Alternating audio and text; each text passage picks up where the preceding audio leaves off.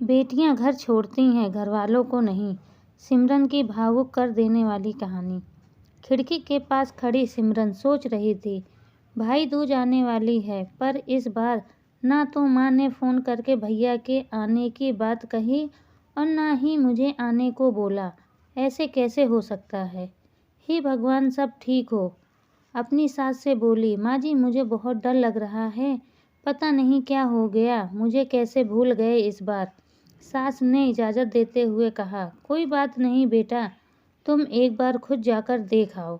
सास की आज्ञा मिलने भर की देर थी कि सिमरन अपने पति के साथ मायके आ पहुंची, परंतु इस बार घर के अंदर कदम रखते ही उसे सब कुछ बदला सा महसूस हुआ। पहले जहां उसे देखते ही माँ पिताजी के चेहरे खुशी से खिल उठते थे, इस बार उन पर परेशानियों की झलक साफ दिखाई दे रही थी। पहले भाभी उसे देखते ही दौड़ी चली आती और प्यार से गले लगा लेती थी, पर इस बार दूर से ही एक हल्की सी मुस्कान दे डाली। भैया भी ज़्यादा खुश नहीं दिखे। सिमरन ने जैसे तैसे एक रात बिताई, परंतु अगले दिन जैसे ही उसके पति उसे मायके छोड़ वापस गए, उसने अपनी माँ से बात की।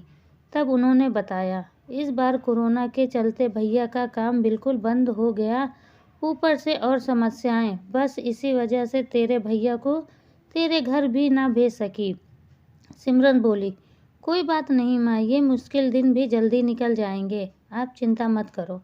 शाम को भैया भाभी आपस में बात कर रहे थे, जो सिमरन ने सुन ली। भैया बोल रहे थे, पहले ही घर चलाना इतना मुश्किल हो रहा था, ऊपर से बेटे की कॉलेज की फीस, परसों भाई दूज है, सिमरन को भी कुछ देना पड़ेगा।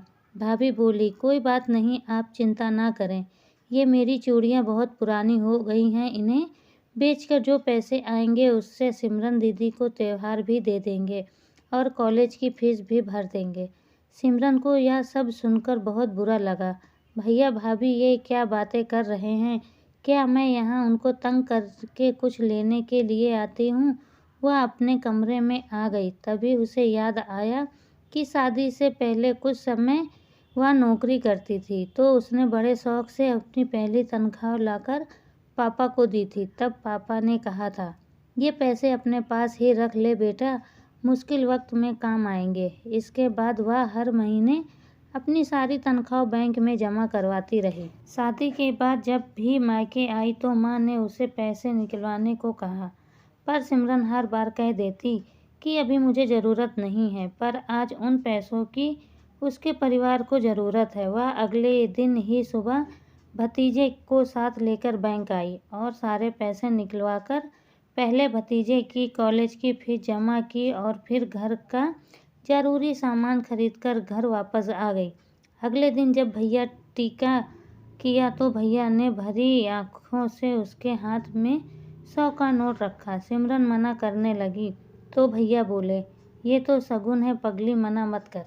सिमरन बोली, भैया बेटियां मायके शगुन के नाम पर कुछ लेने नहीं बल्कि अपने माँ बाप की अच्छी सेहत की कामना करने, भैया भाभी को माँ बाप की सेवा करते देख ढेरों दुआएं देने और बड़े होते भतीजे भतीजियों की नज़र उतारने आती हैं। जितनी बार मायके की दहलीज पार करती हैं, ईश्वर से उस दहलीज की सलामती की दुआएं मांगती हैं।